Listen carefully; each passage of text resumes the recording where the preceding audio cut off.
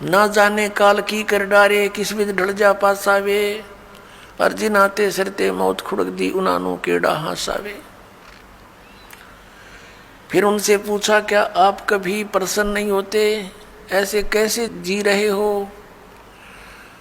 तब उन्होंने बताया कि मैं प्रसन्न होता हूँ, साध मिले साढ़े शादी होंदी, विछड़ द्या दिलगिरी वे, अख दे नानक सुनो जिहाना, ये मुश्किल हाल फकीरी वे। नानक साहिब जी कह रहे हैं कि जब मेरे भक्त, मेरी साध संगत यहाँ आती है सत्संग श्रवण करने के लिए, तो मेरी खुशी का कोई ठिकाना नहीं हो रहता। वो हमारे साथी है, वो हमारी खुशी है। और जब ये वापस जाते हैं संसार में यहाँ से, तो फिर मुझे दिलगिरी होती है, बहुत परेशानी, दुख हो जाता है, चिंता लग जाती है कि कहीं ऐसा ना हो ये मेरे बच्चों को, जिनको मैंने मुश्किल से मार्ग पर लाया है, सत्य बताया है, परमात्मा का सच्चा ज्ञान समझाया है, कहीं कोई काल, क्योंकि संसार में इस ज्ञान के जानने वाले व्यक्ति नहीं हैं। एक अकेला एक संत होता है जो सतमार्ग देता है, असंतों की गिनती नहीं होती। उनसे प्रभावित अन्य श्रद्धालु भी फिर उसी की बोली बोलते हैं, वही क्रियाएं करते हैं।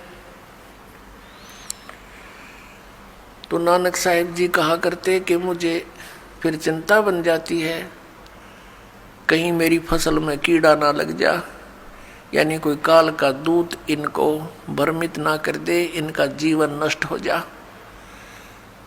कहते हैं साध मिले साढ़ा शादी होंगी, जब ये वापस आते हैं एज इट इज, तो मेरी खुशी का ठिकाना नहीं रहता कि परमात्मा की दया से अभी ये बचे हुए हैं। और विछड़ जा दिलगिरी वे, जब ये यहाँ से जाते हैं तब मुझे बड़ी परेशानी होती है, मुझे चिंता बन जाती है। क्यों बन जाती है? अख दे नानक सुनो जहाना, मुश्किल हाल फकीरी वे। फकीरी में भक्ति, फकीर का अर्थ होता है सभी बुराइयों से हटकर सबका परित्याग करके भक्ति करे। तो जैसे भी बुराइयां कुरीतियां संतों ने हटाने की चेष्टा की, तो अन्य समाज ने उसको लगाने की चेष्टा की। तो जिस कारण से भक्त और संसार के अंदर सदा से ही विरोध बना रहा, क्योंकि संसार की जो रीतियां रिवाज हैं वो काल प्रेरित है, वो यही रहने की है। और संतों की मर्यादा इस काल की मर्यादाओं से हटकर है, वो भक्ति बाधक है। इसलिए अन्य समाज के लोग कहते हैं देखो इन्होंने तो माता धोकनी भी छोड़ दी, इन्होंने तो बाबा श्याम जी भी नहीं पूज रहे हैं, ये तो ऐसे भी नहीं कर रहे हैं, ये तो दिवाली भी नहीं मना रहे हैं, ये कैसे हो गए हैं, इन तो बट्ठा बैठा दिया। एक भक्त बतावा था, कहने लगा जी आज 10 वर्ष हो गए हमने कोई त्योहार नहीं मना लिया। नाम लिया था उसने उस दिन, फिर वो अपने दुख गिनावा था, कह रहा था जी हमने 10 वर्ष हो गए हमारा त्योहार नहीं मन लिया, ना होली ना दिवाली ना तीज ना कोई अन्य। क्या कारण?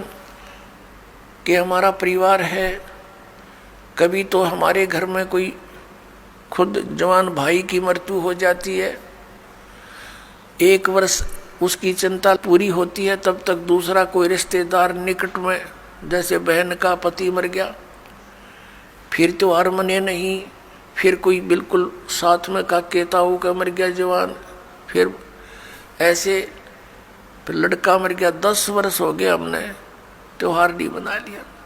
तो फिर इन त्योहारों को किस लिए मनाते हैं?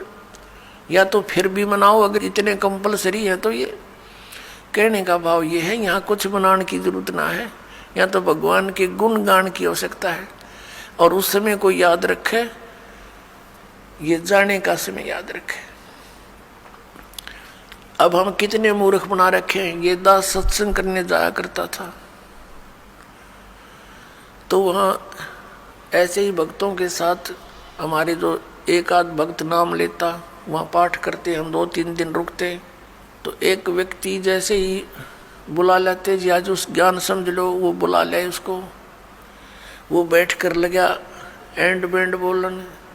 कहते भक्ति तो अपने मनमय होती है, गुरु बनाने से क्या भक्ति होती है, ले कर दे दे और करके खा ले, बस यही सब कुछ होता है। काफ़ी ऐसी ऐसी बातें करता रहा, समझाने की चेष्टा की, नहीं माना, क्योंकि उसका 10-15 किले एकड़ ज़मीन थी, अच्छा ट्यूबवेल ला रखा था खेतों में, तो उसने फिर क्या जरूरत थी, क्या आवश्यकता समझा था वो भगवान की, युवा शरीर था। काफ़ी समझाने की चेष्टा की, एंड बैंड बोलता रहा, उठ कर चला गया। खान पीन की उम्र है और भी अब फांसी लगा रहे हो आप, बीड़ी नहीं पीनी, शराब नहीं पीनी, मांस नहीं खाना, नाचना कूदना नहीं है, यूँ कह घर उठ कर चला गया। और कहता है कि भक्ति तो बुढ़ापे में करया करें, वृद्ध अवस्था हो जा। तो उसको बता भाई बुढ़ापे में भक्ति कठिन हो जाएगी जब पहले से स्टार्ट ना हुई तय,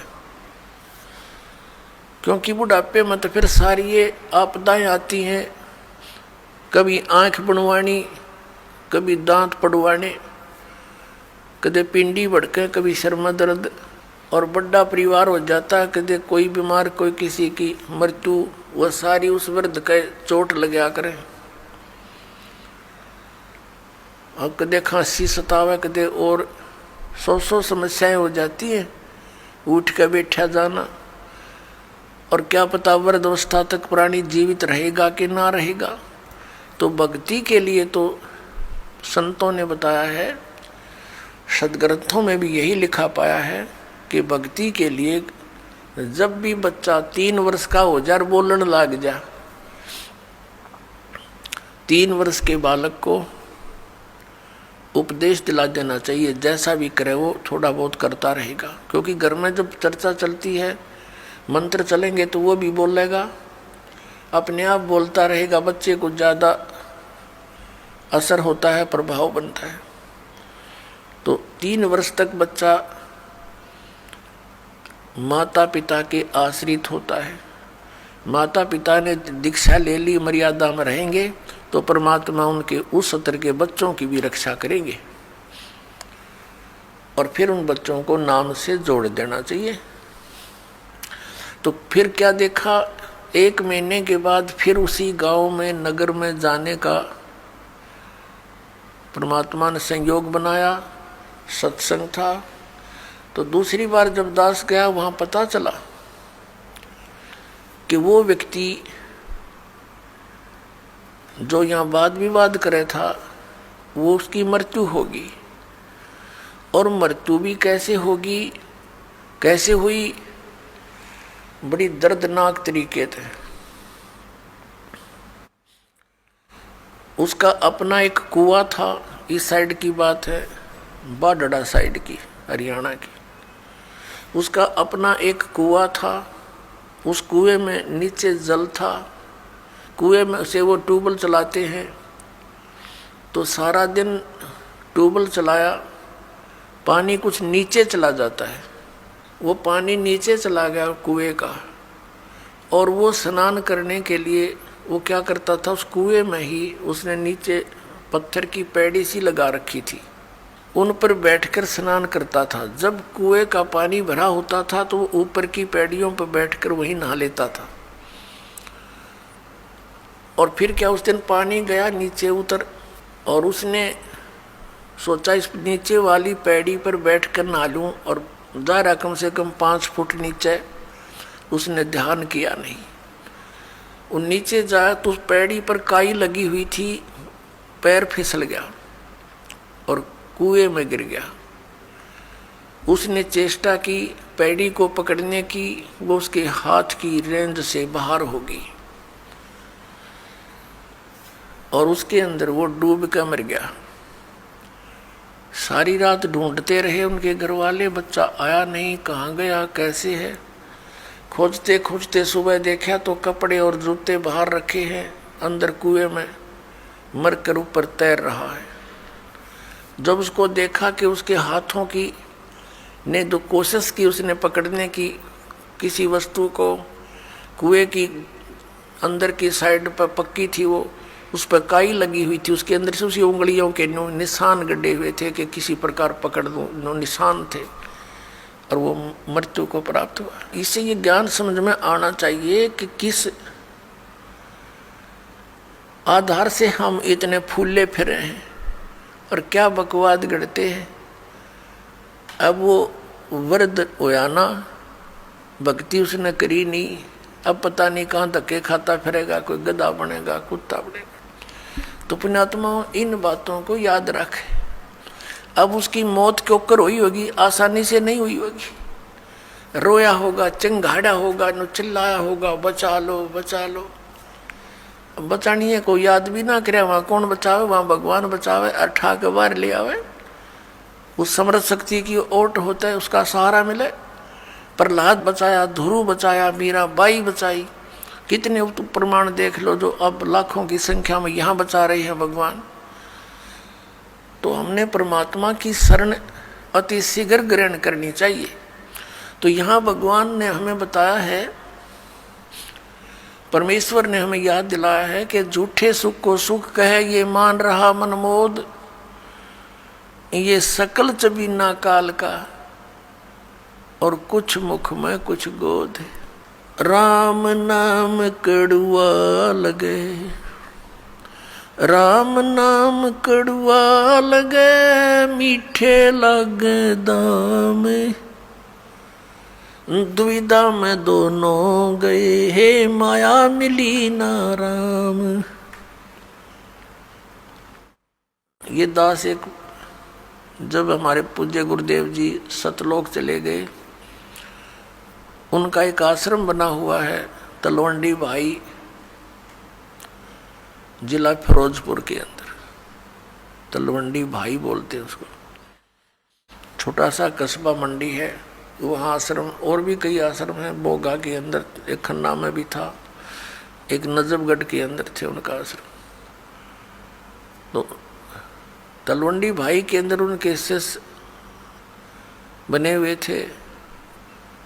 तो वहाँ ये दास जाता था सेकंड संडे को सत्संग करने के लिए। उन्हीं की प्रार्थना पर कि एक सत्संग यहाँ कर जाया करो, गुरुदेव चले गए हैं। तो वहाँ उनका कोई रिलेटिव आया हुआ था, किसी वृद्धा की मृत्यु पर शोक व्यक्त कर, बुढ़िया मर गई थी कोई। वो शुक्र को आए थे, शनिवार को जाने की तैयारी कर रहे थे 12-1 बजे से। तब उन्होंने कहा कि आप सत्संग सुनकर जाना। जो हमारे गुरुदेव के शिष्य थे, वहाँ सेठ थे, लाला जी थे। कल सत्संग होगा 9 बजे, गर्मियों के दिन थे कि कल 9 बजे ही सत्संग शुरू होगा, 11 बजे तक सत्संग होता है, आप सत्संग सुनकर फिर जाना। कहने लगा मैंने बहुत सत्संग सुने हैं, गुरु भी बना रखा है, ऐसी कोई बात नहीं। उन्होंने कहा आपने सत्संग भी सुन रखे होंगे, गुरु भी बना रखे होंगे, लेकिन ये सत्संग उनसे भिन्न है, इसलिए हम प्रार्थना करते हैं।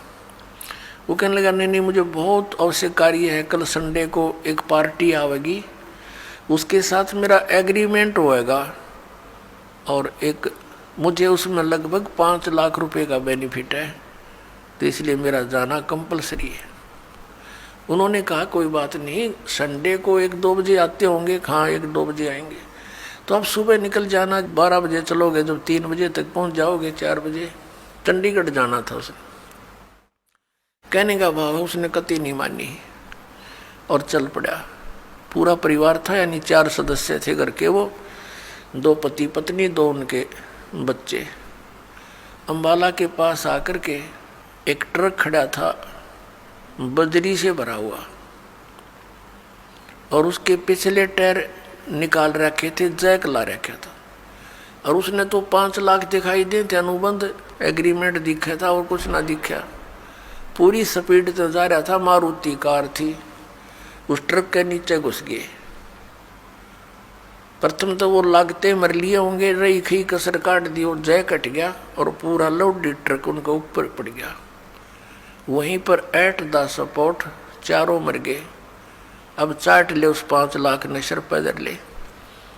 अब परमात्मा कहते हैं जो काम करने का था उसके तो निकट भी नहीं आते, सारा दिन यही गोबर के बूंद की तरह इसने इकट्ठा करने पर लगे रहते और ये यहीं रह जाता है। तो यहाँ परमात्मा कहते हैं राम नाम कड़ुआ लागे मीठे लागे दाम, और दुविधा में दोनों गए ये माया मिली ना राम। इसलिए परमात्मा हमें याद दिलाते हैं मात पिता मिल जाएंगे 184 माँ, सतगुरु सेवा और बंदगी भाई फेर मिलन की ना।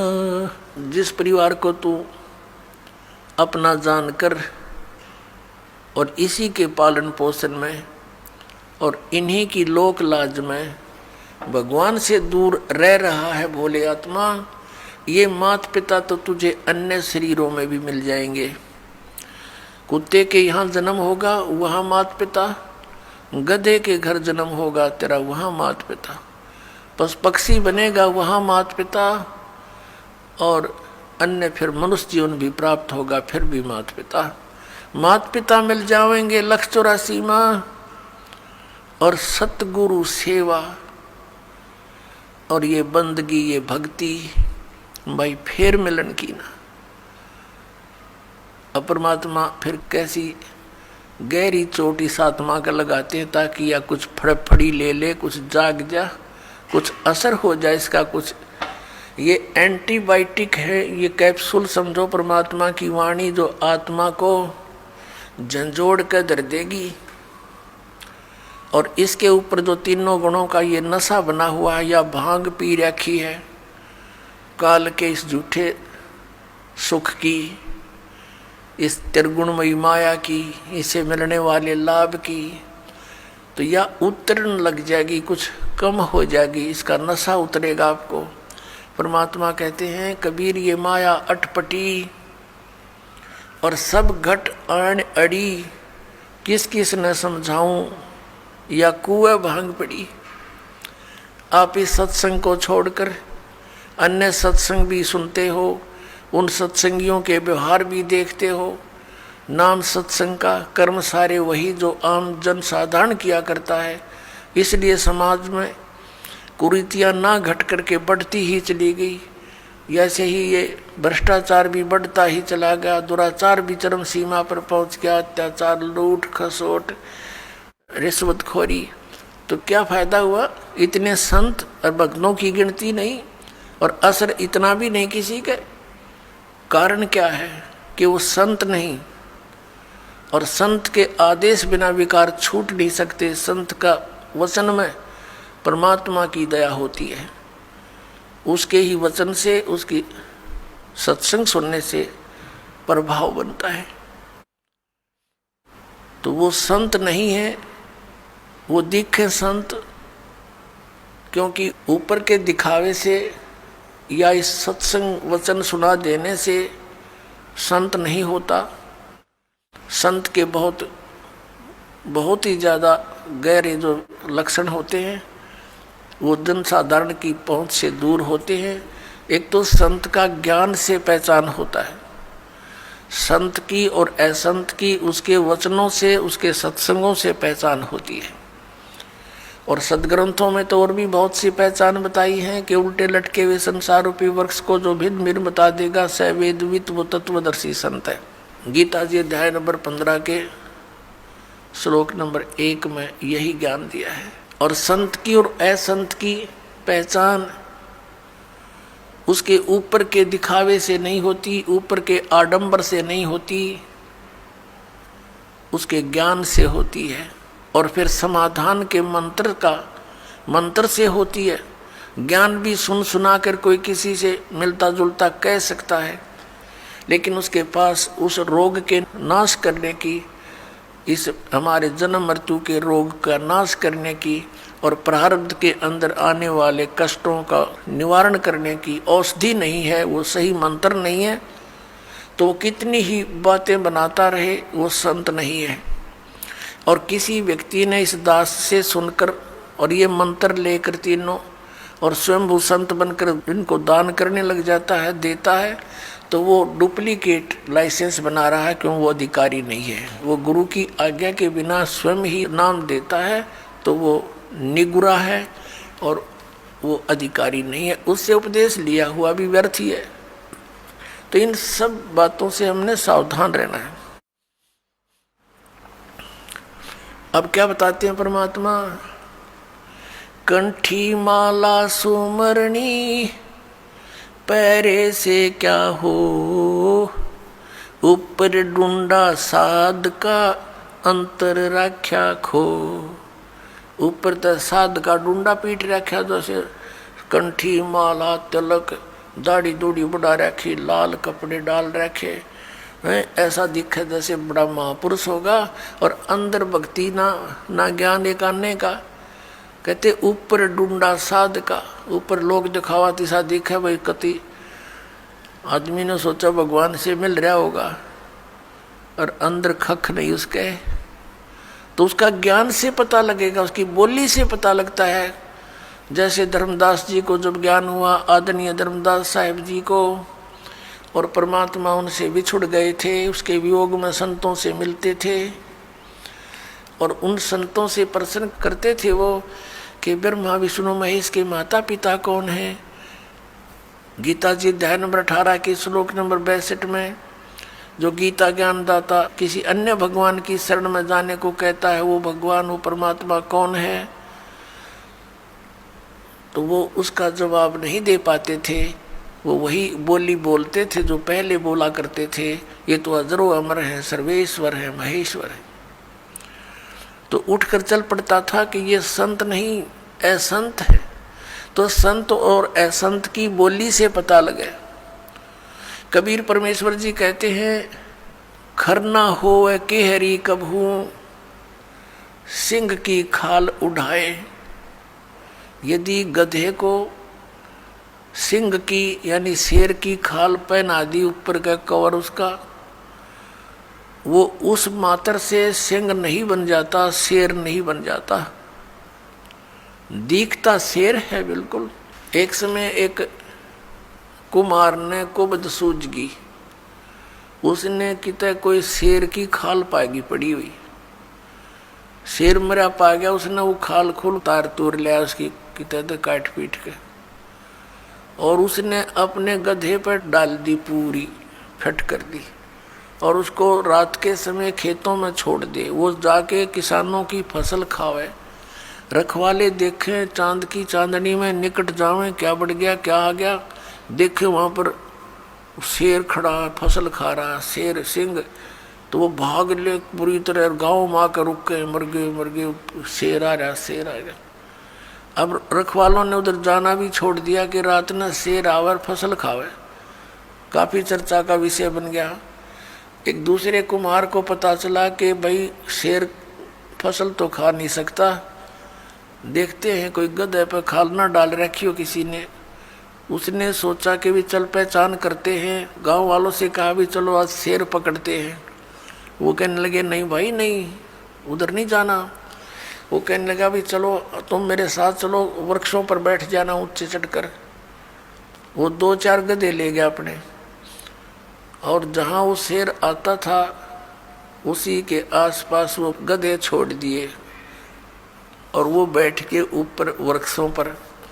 अब डर उसको भी था, कुमार को भी कहीं सचमुच एक शेर ना हो, चलिया तो पहचान हो जाएगी, बेगा गधे ने खा लेगा और क्या होगा। तो थोड़ी देर के बाद उन गधों ने अपनी बोली बोली, हू करने लगे। वो शेर भी ला गया हू करने, वो आया भाग गया, और उन गधों के पास आकर हू करता करता खूब मस्ती में उसकी वह खाल उतर गई ऊपर तक, और गधा का गधा। तब रखवाले उतरे, अरे सचमुच तो गधा है, उसको मार को धमका निकम्मे तने यो के जुल्म कर दिया। तो पुण्यात्मा परमात्मा कहते हैं कि गधे की और शेर की पहचान उसकी आवाज़ से होती है।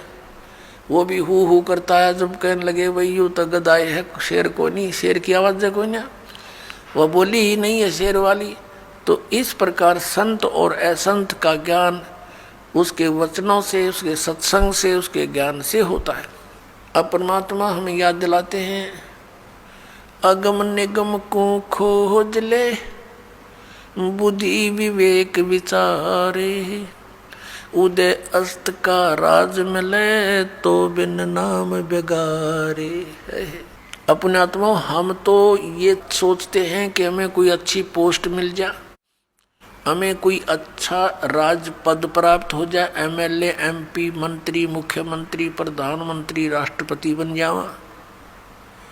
अब परमात्मा हमें क्या याद दिलाते हैं कि जिस वस्तु की तुम चाह कर रहे हो, ये मनुष्य जीवन की चाह नहीं है, ये तो बालकों का खिलौने हैं, बच्चों की चाह है, इस टाइप की, भक्तों की इच्छा नहीं होती। उसके साथ साथ आप जी ने इसको गहराई से विचार करना होगा, सोचना होगा।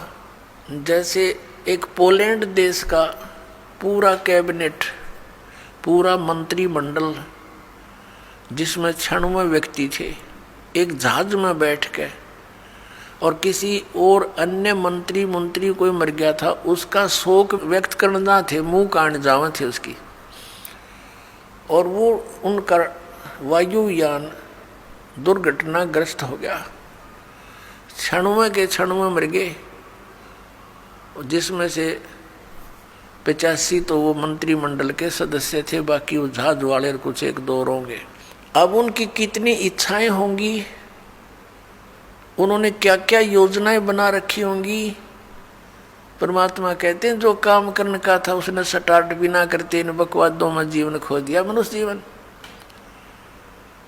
आप यहां देखते हो, एक बार हरियाणा के एक मंत्रिमंडल ने शपथ ली, उसके 2 मंत्री एक ही हेलीकॉप्टर में दुर्घटनाग्रस्त हो गए। शपथ ली थी, 2-4-10 दिन हुए थे बनाने और खत्म हुए। ऐसे ही एक मुख्यमंत्री आंध्र प्रदेश का, एक अरुणाचल प्रदेश का, हेलीकॉप्टर में जा रहे थे। आगे उनकी इंतजार में, उनके स्वागत में, उनका माला डालने के लिए लोग खड़े थे अपने स्वार्थवश, और वो दुर्घटनाग्रस्त हो गए। एक की तो 3 दिन में लाश मिली थी, और एक की 1 हफ्ते में गिद्दड़ घसीटे थे उन्हें। पुण्यात्मा, इस तत्व ज्ञान से आपके हृदय में केवल भगवान शेष रह जाओगा, जो ज्ञान ध्यान से सुनोगे तो। ये काम करने के मनुष्य जीवन के, अब हम एक परमात्मा से दूर होकर तत्व ज्ञान के अभाव से उस गोबर के भूंड की तरह इस माया रूपी गोबर को इकट्ठा करने में लगे रहते हैं, और रास्ते में हमारी मृत्यु हो जाती है। जैसे गोबर के भूंड होते हैं, देखे होंगे खेतों में, भैंस गाय गोबर चोच कर देती है, गोबर कर देती है, और वो दोनों भूंड और भूंडनी, व पति पत्नी, उस सारे गोबर ने इकट्ठा कर और बिल में ठोक लेंगे, गोली बना बना के उसको ऊपर का रेत लगा के, कोई पिछाड़ ना ले के रखा है छुपा के, और ऐसे ढोते ढोते मर जाते पशु के पैर तले आके, वो गोबर वहीं रह जाता दरा दरा। तो ये माया जोड़ जोड़ के बैंक भर दिए, अरे गधा बन के सैर सपट्टे करते फिरेंगे, जिनके पैसे लिए ये जैसे राजा लोग हैं, मंत्री है, मुख्यमंत्री, अन्य मंत्री या कोई राजपद पर बैठे हैं, कर्मचारी अधिकारी हैं, ये जनता के टैक्स से मौज मार रहे हैं और कर लगा रखा जनता पे, जिसमें गरीब आदमी भी अपने 10 नौहों की कमाई से कुछ करता है, वो भी टैक्स में जाता है और उस पर ये मौज करते हैं। जो इनका कर्तव्य बनता है उसको भूल कर ये भी केवल अपने ही स्वार्थ में, अपने ही उदर पूर्ति में लगे रहते हैं, जिस कारण से इनको प्रत्येक का कन कन देना पड़ेगा। किसी का गधा बनेगा, किसी का बैल बनेगा, किसी की भैंस बनेगी, गाय बनेगा। परमात्मा कहते तुमने उस दरगाह का मैल नहीं देखा और धर्मराज के तिल तिल का लेखा। जैसे एक गवर्नर था पंजाब और हिमाचल का, वो ज्वाइंट यानी 2 चार्ज थे उसके ऊपर, 2 का गवर्नर था अकेला। वो रिटायरमेंट पे था, 1-2 वर्ष रह रहे थे। उसने सोचा पहाड़ी क्षेत्र में हिली स्टेशन पर बहुत बड़ा बंगला बनाऊंगा और बुढ़ापे में वहाँ ठाठ से रहा करूँगा, शुद्ध वायु होगी, सैर सपट्टे वहाँ कराया करूँगा। उस उद्देश्य से 3 करोड़ रुपये लेकर हेलीकॉप्टर में वहाँ के कोई अच्छे बड़े प्लाट का, बड़े जमीन का वो रजिस्ट्री कराने चला था। 3 करोड़ रुपये उसने हेलीकॉप्टर में रख रखे थे।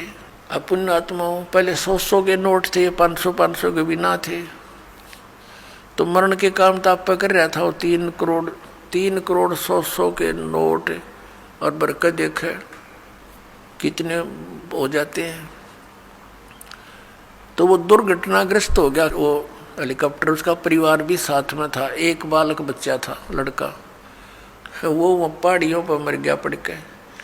और वो नोट उड़ते फिरे, वो बकरी खावा उनने, फिर वो आकर जो भेड़ बकरी चरा रहे थे वो उठा ले गए गडरिए। फिर उनको फिर क्या देखा कि उसका जो अपना रेजिडेंस था वहाँ उसने तय खाना बना रखा और उसमें 40 करोड़ रुपया दे रखा। 40 करोड़ रुपया 100 के नोटों का मेरे ख्याल में 2 ट्रकों में नहीं चला है। और वो छाती का लाए बैठा सांप की तरह उस पर सोए और वहाँ मर गया। वो रह गया दराया। अब क्या होगा? वो लाट साहब फिर गधा बनेगा और गेला उसकी पत्नी, और फिर क्या बनेंगे वहाँ? जिसके पैसे इकट्ठे कर रखे थे प्रत्येक का पाई का हिसाब चुकाएंगे। बहुत लंबा काम बना लिया उन्होंने अपने ऊपर। तो परमात्मा कहते हैं कि तुमने उस दरगाह का मैल नहीं देखा और धर्मराज के तिल तिल का लेखा। तो यहाँ परमात्मा हमें याद दिलाते हैं कि जैसे श्रीमद् भगवत गीता अध्याय नंबर 7 के श्लोक 29 में कहा है कि अर्जुन, मेरे आश्रित होकर मैं तुझे जो ज्ञान बता रहा हूँ उसको आश्रय करके उस पर अमल करो। क्या बताया है? गीता जी अध्याय नंबर 4 के श्लोक नंबर 32 में कहा है कि आध्यात्मिक अनुष्ठानों यानी यज्ञों की जानकारी सच्चिदानंद घन ब्रह्म की वाणी में विस्तार के साथ कही गई है। वो तत्व ज्ञान है और उस तत्व ज्ञान को जानने के पश्चात तू सब कर्म बंधनों से मुक्त हो जाएगा। चौथे अध्याय के 34वें श्लोक में श्रीमद् भगवत गीता में कहा है कि अर्जुन, उस तत्व ज्ञान को जो सच्चिदानंद घन ब्रह्म ने स्वयं आकर अपने मुख कमल से बोला है, वो कबीर वाणी है, वो कबीर वाणी है, वो सच्चिदानंद घन ब्रह्म की वाणी है, वो तत्व ज्ञान है। उस तत्व ज्ञान को तू तत्वदर्शी संतों के पास जाकर समझ। उनको दंडवत प्रणाम करने से, कपट छोड़कर उनसे प्रसन्न करने से, सरलतापूर्वक प्रसन्न करने से वो तत्वदर्शी संत तुझे उस परमात्म तत्व का ज्ञान कराएंगे। यानी गीता ज्ञान दाता से अन्य कोई परम शक्ति है जो पूर्ण मोक्षदायक है, जिसकी शरण में जाने के बाद फिर संसार में लौटकर कभी नहीं आते, पूर्ण मोक्ष होता है। और उसकी कृपा से ही ये जीव परम शांति को और सनातन परम धाम को प्राप्त होता है। अपने विषय में गीता ज्ञानदाता कहता है कि अर्जुन, चौथे अध्याय के 5 और 9 में, दूसरे अध्याय के 12 श्लोक में गीता जी में, गीता अध्याय नंबर 10 के श्लोक नंबर 2 में कहता है, अर्जुन तेरे और मेरे बहुत जन्म हो चुके हैं, तू नहीं जानता, मैं जानता हूँ।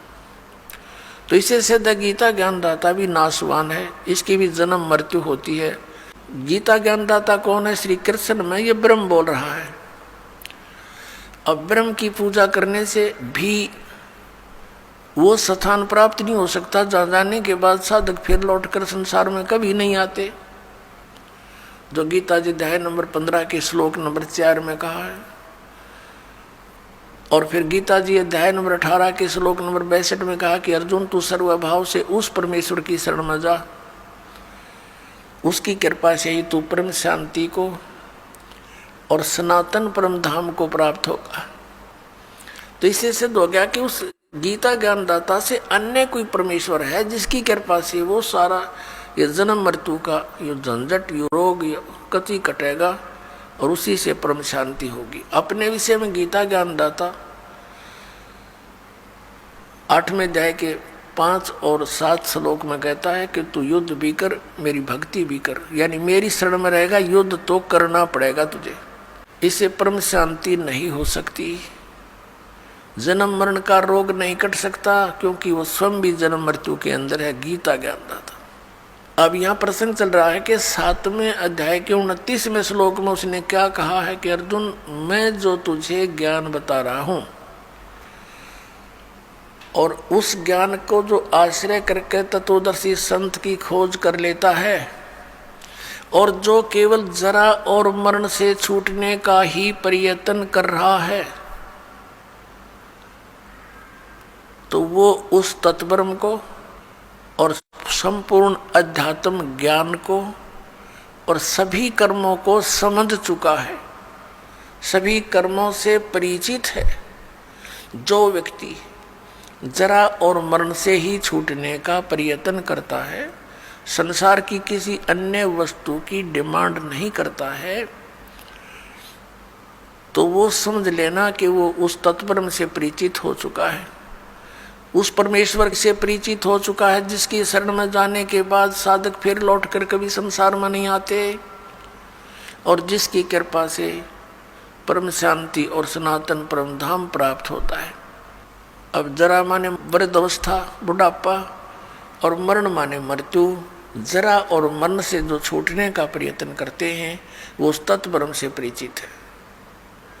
अब अर्जुन ने 8वें अध्याय के प्रथम मंत्र में पूछा, 7वें अध्याय में केवल 30 मंत्र हैं, 29 में आपको सुना दिया और 30 श्लोक में ये कहता है गीता ज्ञानदाता कि अंत समय में जो केवल मुझे ही जानते हैं तो वो मुझे ही जानते हैं, वो मेरे तक ही सीमित रह जाते हैं।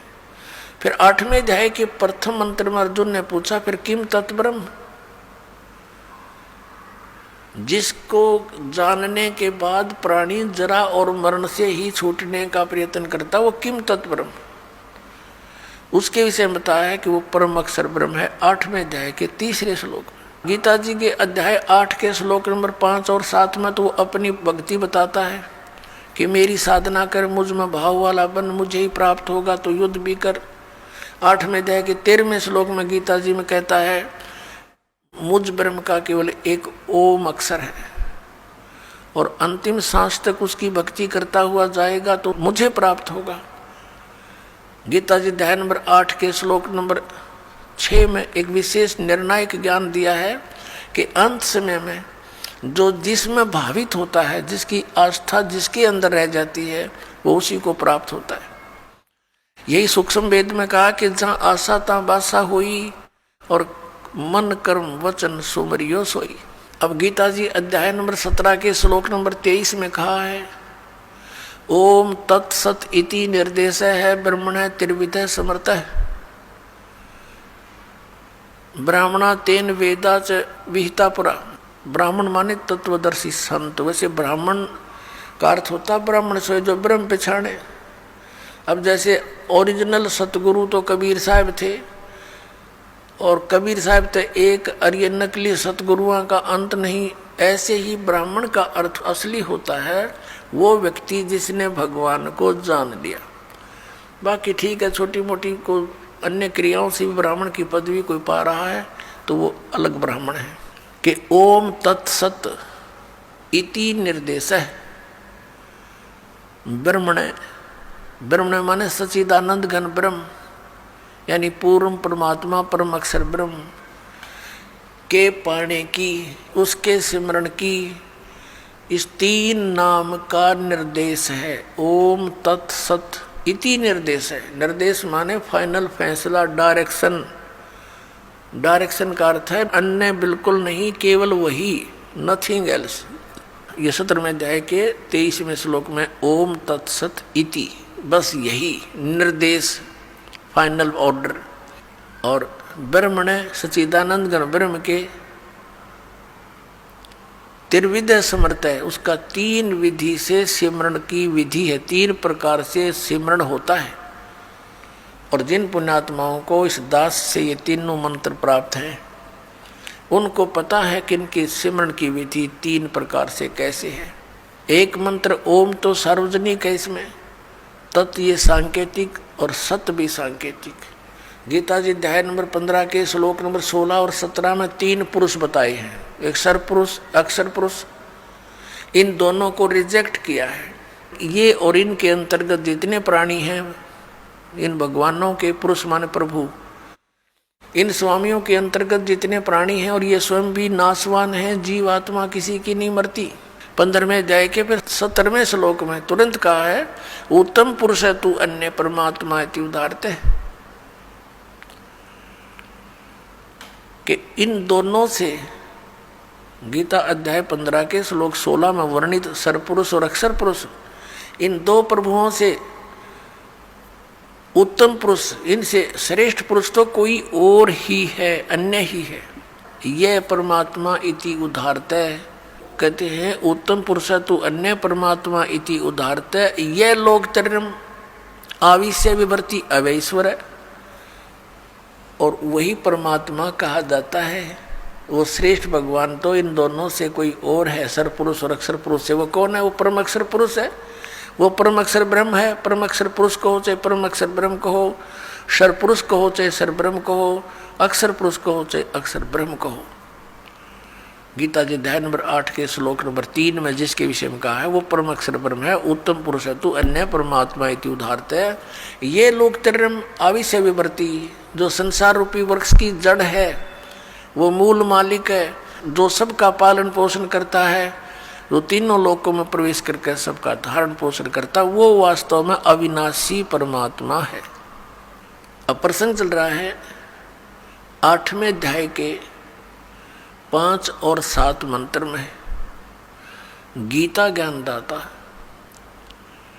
अपने विषय में बता रहा है कि मेरी भक्ति कर मुझे प्राप्त होगा, लेकिन ओम नाम का जाप कर, ओम नाम से जो परम गति होगी वो ब्रह्मलोक प्राप्ति है। ब्रह्मलोक में गए प्राणी फिर वापस आते हैं, जन्म मृत्यु में रहते हैं। और गीता ज्ञानदाता स्वयं भी कहता है, मेरे भी अर्जुन तेरे भी बहुत जन्म हो चुके, तो नहीं जानता। तो इससे पूर्ण मोक्ष और सनातन परम धाम और परम शांति नहीं हो सकती। गीता जी अध्याय नंबर 17 के श्लोक 23 में ओम तत्सत तीनों भगवानों के मंत्र हैं, सरपुरुष, अक्षर पुरुष और परम अक्षर पुरुष के। सर्वब्रह्म, अक्षर ब्रह्म और परम अक्षर ब्रह्म। तो सर्वब्रह्म कहो, इसको सीधा ब्रह्म भी बोल देते हैं, इसको ज्योत स्वरूपी निरंजन काल भी कहते हैं। इसका ओम मंत्र है, यो तो इसने डिक्लेयर कर ही रखा है। अब उस परमात्मा को पाने की ये 3 मंत्र की साधना है या पूजा नहीं है, या साधना है। जैसे जल पानी नीर, जैसे ये दन दन सतगुरु वाले देते 3 मंत्र, अकाल मूर्त सर्व स्वरूपी राम सतपुरुष, ये तो पाना है हमने, इसको तो खोजना है। जैसे जल पानी नीर करता रहे, पानी का पता है पृथ्वी में जल है, वो मिले कैसे, उसके वो साधन खरीदने पड़ेंगे, लाने पड़ेंगे, बोकी मारनी पड़ेगी। सांस उस वास की, ये 2 मंत्र का ओम और तत् ये सांकेतिक है, ये अक्षर पुरुष का मंत्र है जिसको परब्रह्म भी कहते हैं। तो इन दोनों मंत्रों का श्वास उश्वास से जाप करना होता है। ये सांस उश्वास की बोकी लगेंगी और फिर वो क्या होगा, जैसे बोकी का काम है पाइप को जल तक पहुंचा देना, इन दोनों से जल बाहर नहीं आएगा, मिलेगा नहीं। फिर तीसरा हैंड पंप लगाना पड़ेगा उस जल को बाहर निकालने के लिए, प्राप्त करने के लिए, वो भी सेवा पूजा है। ऐसे ही इन 2 मंत्रों से, जो सतनाम के 2 अक्षर का मंत्र है, एक ओम और एक तत्, सांकेतिक दास बताता है इस पृथ्वी पर 21 ब्रह्मांड में इस दास के अतिरिक्त ना इस नाम से कोई परिचित है तीनों मंत्र से, और ना ही कोई अधिकारी है, ये सत्कर मान लेना। और कोई देता है तो धोखेबाज है। यदि कोई इस दास से लेकर के कहीं ये शुरू भी कर रखी होगी दुकान, एक आधा नीच तो पावेगा कहीं ना कहीं लुका छुपा, फिर समाज उससे भी बच के रहेगा और उसके फंसे हुए जाल के भक्तों को भी समझाने की चेष्टा करेगा कि गलत आदमी का फंस गए तुम। ऐसे थे दुश्मन पहले बतेरे थे, जिन भ्रमित कर दिया, डबो दिया देश का देश, पूरे मानव समाज को गुमराह कर रखा। भगवान के शत्रु हैं ये, परमात्मा के बच्चों को मिसगाइड किए बैठे। अब ओम और तत्, ये तो सतनाम 2 अक्षर का, और ये राधा स्वामी के गुरुजी खुद कहते हैं जो 2 अक्षर का भेद बतावे सोए गुरु पूरा कहावे। इन 1 अक्षर का बिना बेरा था। 5 नाम काल के 5 उनका जाप करते हैं, जिस कारण से इनका मुखिया भी भूत की योनि प्राप्त किए हुए हैं और अपनी से सैबुकी में बढ़कर प्रवेश करके हुक्का पीवे और चूरमा खावे, रोटी खावे। अब खा यहीं पर खा धक्के, क्योंकि संत मिले नहीं और पिछली पुण्यकर्मी प्राणी थे ये महात्मा। आगे चार्जर ठीक मिला नहीं, सतभक्ति मिली नहीं, पिछली बैटरी डिस्चार्ज होगी, पुण्य क्षीण हो गए, भूता बनना था। फिर करोड़ों लोगों को गुमराह करने का दोष सिर पर रख ले गया, वो तो दुर्गति इसकी न्यारी होगी।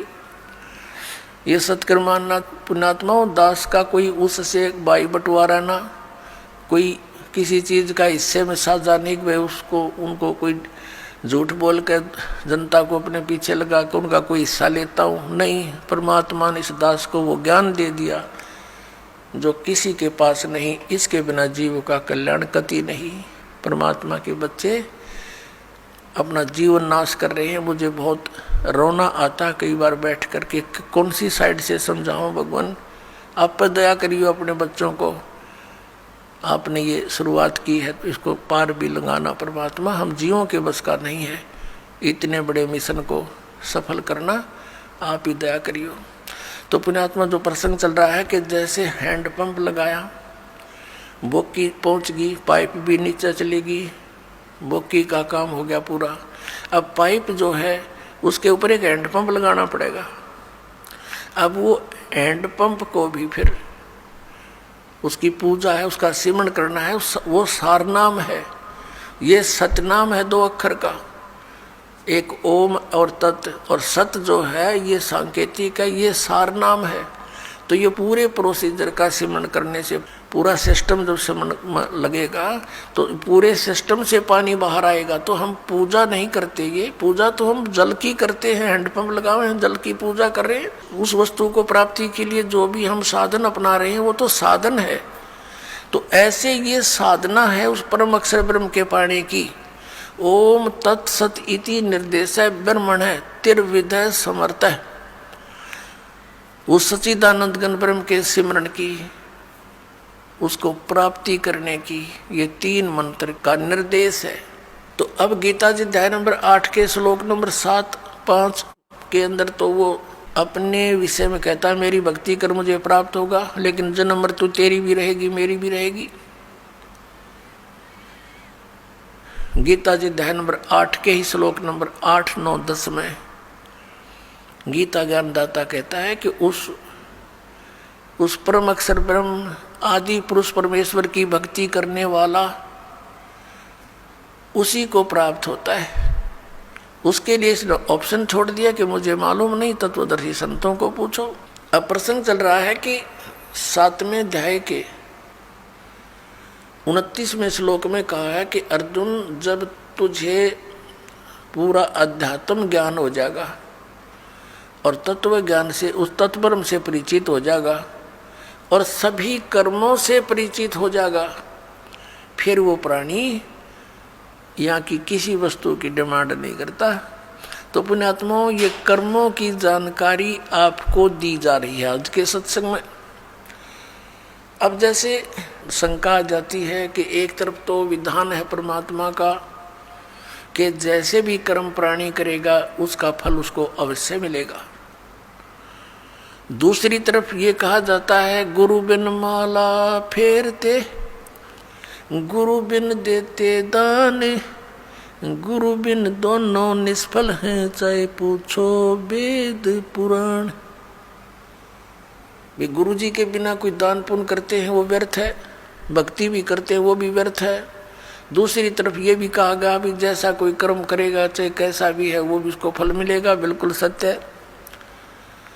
अब जैसे इन संतों ने मनमुखी जाप किए, किसी वेद के एक मंत्र को लेकर उसको सिद्ध करने के लिए सैकड़ों वर्ष बैठे रहे। अब परमात्मा के निमित्त किसी मंत्र को लेकर वेद के मंत्र का जाप रह रहकर करने से उसके अंदर सिद्धियां आ जाती हैं।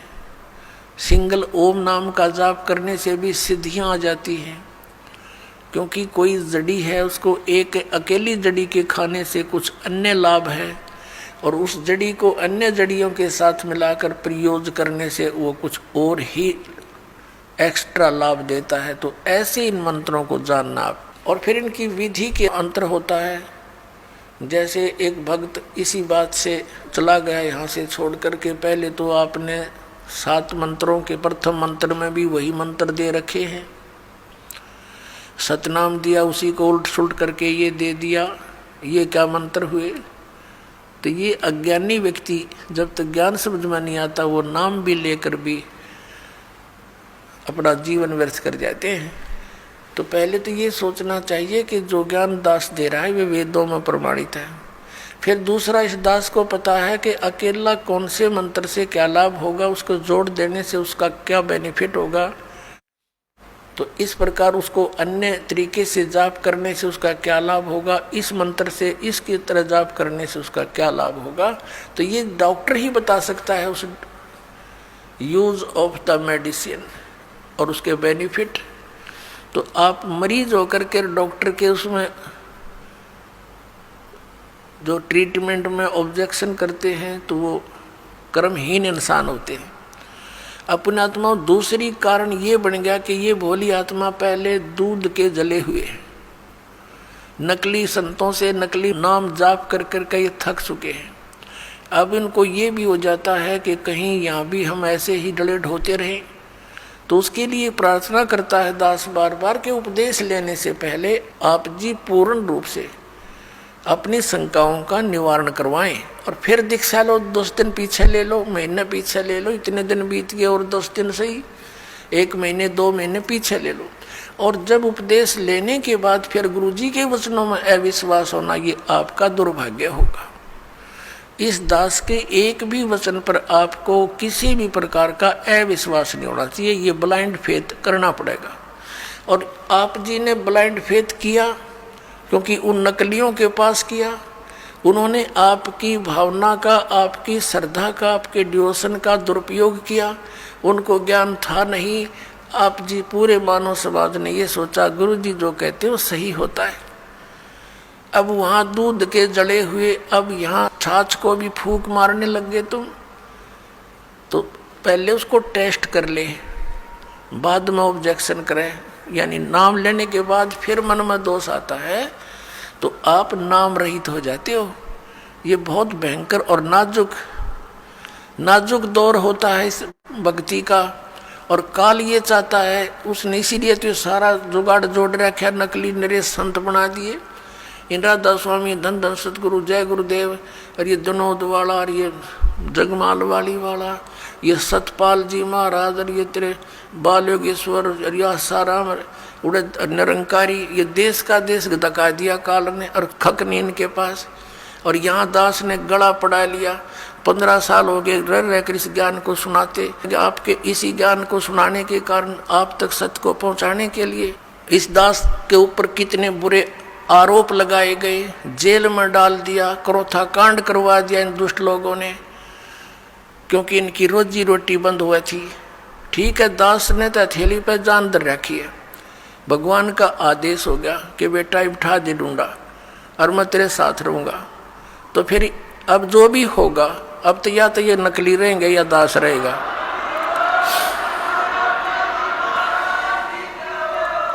अज्ञान तो पहले था ही था, अब ये ज्ञान रहेगा। एक का रहेगा, दूसरा नहीं रहेगा संसार में। आप देख लेना, कुछ ही दिनों की बात है। बुद्धिमान समाज है, अभी तक तो बैठे बेचारे भोले भाले, आंख नीचे। और जब इनको ज्ञान होगा, कौन मरेगा वहाँ, अपना फांसी कौन लगवाएगा, तुरंत भाग आएंगे वहाँ से कि रिश्तेदारी टूटे तो टूटो 100 बार। तो कहने का भाव ये है कि जो उद्देश्य लेकर हम आए उसको पूरा करना पड़ेगा।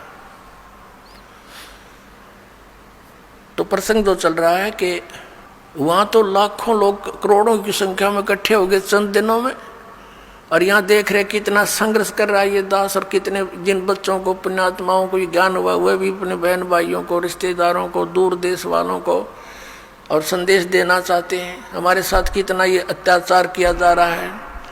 जैसे यहाँ हरियाणा में क्रोथा कांड करा के हमें जेल में ठोक दिया, क्रोथा आश्रम छीन लिया, तहस नहस कर दिया, झूठी अफवाहें फैला दी, गुंडा है, बदमाश है, वहाँ ऐसे होता था ताकि सब जनता उनसे नफरत करे और साथ में जितने उनके शिष्य हैं वो भाग जाएं। ऐसा गंदा व्यक्ति है रामपाल। तो मेरे बच्चों को मेरा पता था, क्योंकि वो तो मेरे सीने पर रहा करते थे, वो एक भी टस से मस नहीं हुआ और ना ही हो सकता। और ये जितना अब जहाँ भी प्रचार करने गए हमारे बच्चे मध्य प्रदेश में, वहाँ पर ठोक दिए जेलों में। लेकिन ये बेपरवाह हैं, ये तो और दूनी उमंग से गए, क्योंकि उनको मालूम है हमारे साथ भगवान है, सत्य है, सभी बहन भाई हमारे हैं। ये काल प्रेरणा से ही विरोध कर रहे हैं। तो पुण्यात्माओं, ये संघर्ष आप जी ने सब न करना पड़ेगा मिलकर। जब ज्ञान हो जाएगा, लड़ना नहीं है किसी से, लड़ने से तुम्हारा मिशन फेल हो जाएगा।